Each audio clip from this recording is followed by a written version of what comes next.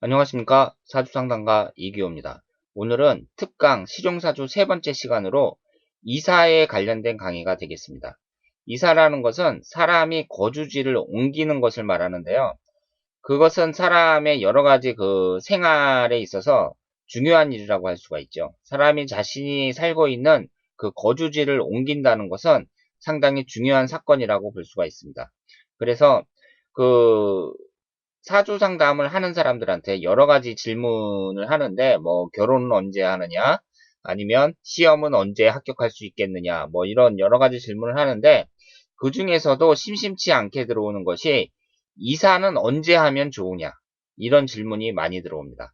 그러니까, 이 이사운이라는 것은요, 내가 앞으로 이사를 가려고 하는데, 언제쯤 가는 것이 좋겠느냐, 이렇게 이해를 하시면 되겠습니다.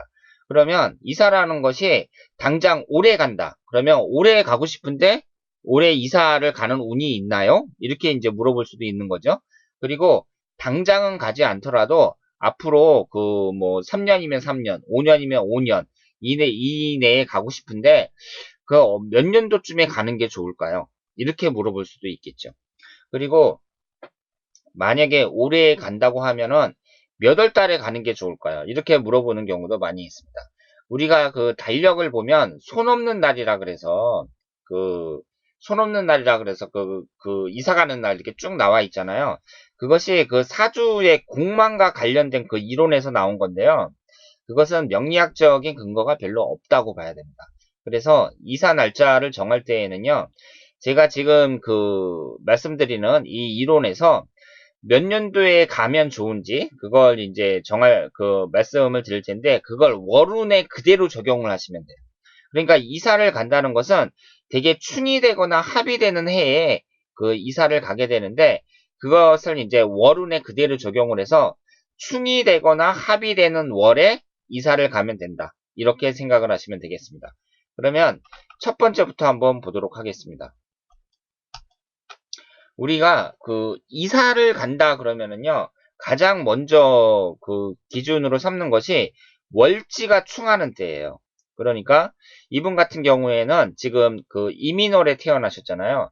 그러면 신년이 들어왔을 때, 그때 이사를 가기에 가장 적합하다고 보고 있습니다.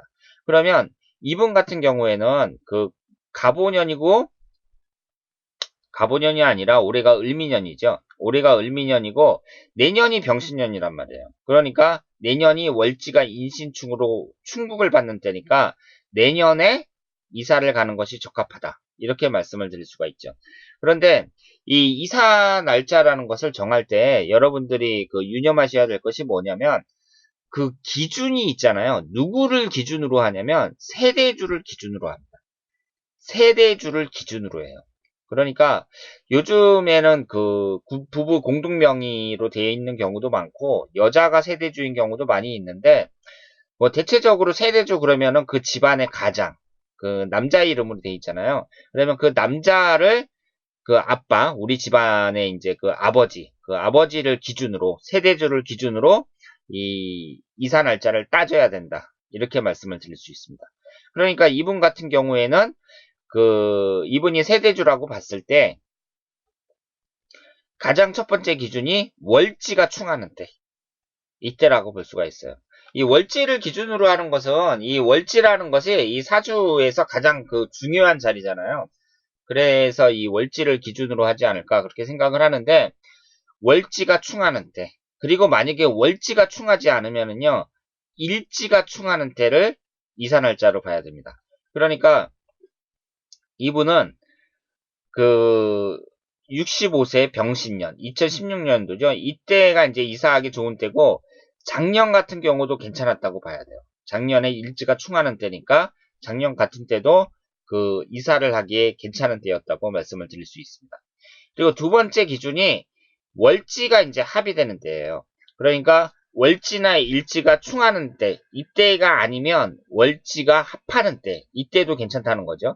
그러니까 이사 날짜라는 게 뭐냐면은요, 되게 충이 되든가 합이 되는 때, 이때 이사 날짜가 해당이 됩니다. 그러니까 앞으로 5년 정도를 잡았을 때 대개 2, 3년 정도는 걸린다고 봐야 돼요. 그러니까 월지가 충하든가 일지가 충하든가 이걸 찾아보고 안 되면 월지가 합하든가 뭐 일지가 합하든가 그것도 안 되면 연지가 충하든가 막 이런 식으로 찾거든요. 그러니까 이렇게 충하든가 합하든가 뭐 이럴 때를 찾는 거니까 이게 앞으로 5년이다 그러면 대개 2, 3년 정도는 걸린다고 봐야죠. 그래서 어떤 분이 찾아와가지고 올해 이사를 가는 게 좋겠습니까? 그러면 올해는 안 되고 내년엔 괜찮겠네요. 이런 식으로 2, 3년 안에 하나 정도는 걸린다는 거죠. 그래서 이분 같은 경우에는 월지가 충하는 때가 이제 술년이잖아요. 그러니까 술년도 괜찮고요. 31살 무술년도 괜찮고 일지가 충하는 때가 이제 충하는 게 사해축이니까 4년이 언제죠? 그 2014년도 괜찮았다고 봐야 돼요. 이게 지금 올해가 이제 을미년이죠. 올해가 갑오년이 아니라 을미년인데 이분 같은 경우는 그 언제 이사를 가는 게 몇 년도에 이사를 가는 게 좋으냐 이렇게 물어본다면 31살 무술년도 괜찮고 그 2013년 계사년도 괜찮았어요. 그리고 월지가 합의되는 때가 진유합금으로 유년이잖아요. 그러니까 2017년 정유년도 괜찮다. 이렇게 말씀을 드릴 수가 있죠. 그리고 정유년 같은 경우에는 이게 이제 합의되는 때인데 진유합으로 합의되면서 생성되는 금기운이 용신운에 해당이 된다고 볼 수 있죠. 그래서 그 합의되는 때도 괜찮아요. 그러니까 이 그 충이 되거나 합의되거나 이런 걸 찾는 거니까요.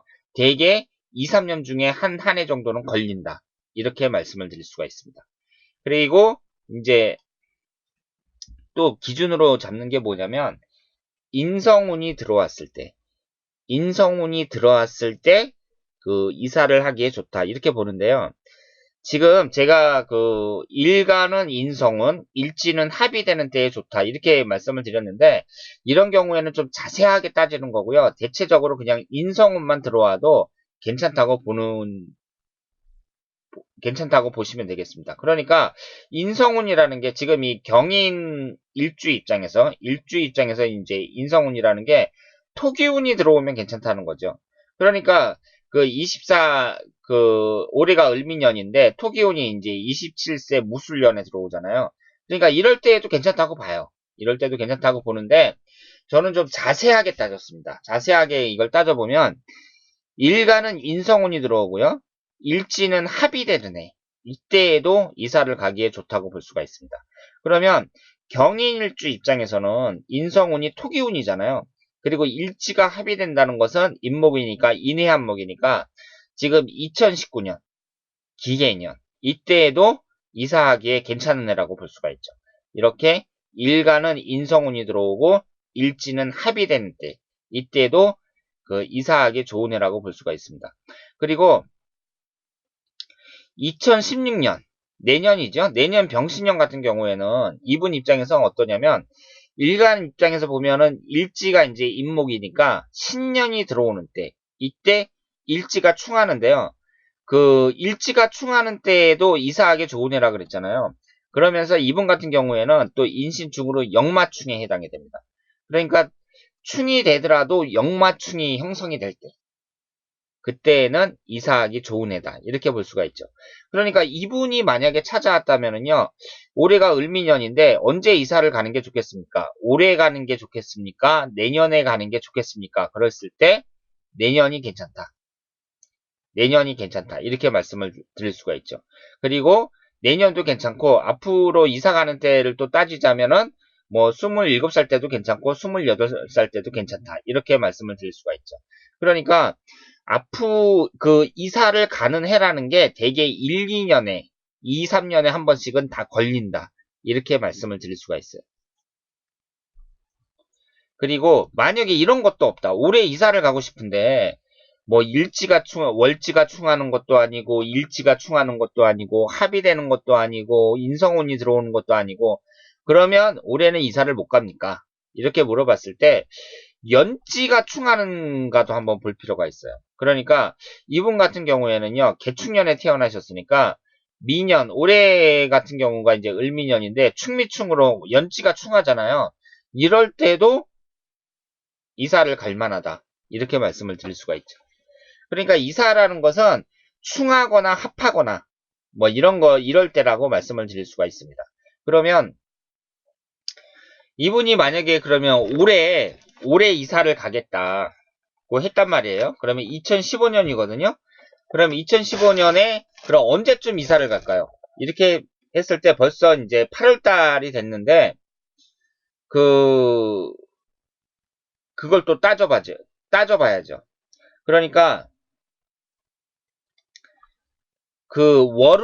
월운에서 또 월지가 충하는 때가 있는지, 일지가 충하는 때가 있는지, 그리고 합의되는 때가 있는지, 인성운이 들어오는 때가 있는지, 연지가 충하는 때가 있는지, 이런 식으로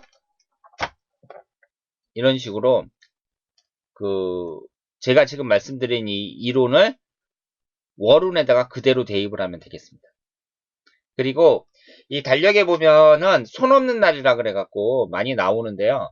그게 이제 공망이라는 그 이론에서 나온 거예요. 이 손 없는 날이라는 게.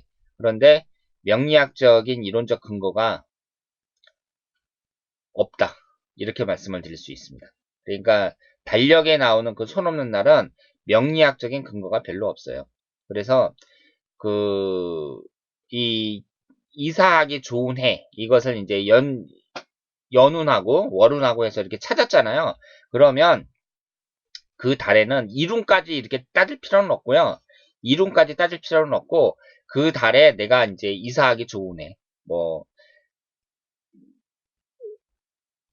내가 월차라든가 아니면은 뭐 쉬는 날이라든가 이럴 때 여러 가지 상황으로 봐서 이때 이사하기가 좋겠다. 그러면 그날 하는 거예요. 뭐 손 없는 날이라든가 이런 것은 그 명리학적인 근거가 없다. 이렇게 말씀을 드릴 수 있습니다. 그러니까 이 이사를 가는 해를 갖다가 이런 식으로 이사 가는 해, 이사 가는 달 이런 식으로 이제 따지면 되고 그 하루하루 날짜까지 그렇게까지는 뭐 따질 필요는 없다고 생각하는데 달력에 나오는 손 없는 날은 근거가 별로 없습니다. 그런데 그거에 이제 마음에 걸린다 그러면 뭐 어차피 심리적인 게 중요한 거니까 뭐 손 없는 날 찾아가지고 뭐 할 수도 있겠죠. 그런데 그 이론적인 근거는 지금 말씀드린 것처럼 이렇게 충이라든가 합이라든가 그럴 때 따져서 이사를 가는 것이고 이런 식으로 따지면 되게 2, 3년에 한 번씩은 다 걸린다. 그리고 달로 따져서도 두세 달에 한 번씩은 다 걸린다. 이렇게 말씀을 드릴 수가 있습니다. 그래서 이사라는 것은 사람에게 있어서 아주 중요한 중대사, 인생에 있어서 뭐 이사라는 것이 생활에 있어서 아주 중요한 일이라고 할 수가 있는데 이렇게 충과 합을 따져서 이사하는 해 그리고 이사하는 달을 정한다. 이렇게 말씀을 드릴 수 있겠습니다. 자, 오늘 실용사주 세 번째 시간이었고요. 다음에도 아주 실용적으로 필요한 그런 것들을 찾아서 제가 강의를 하도록 하겠습니다. 대단히 감사합니다.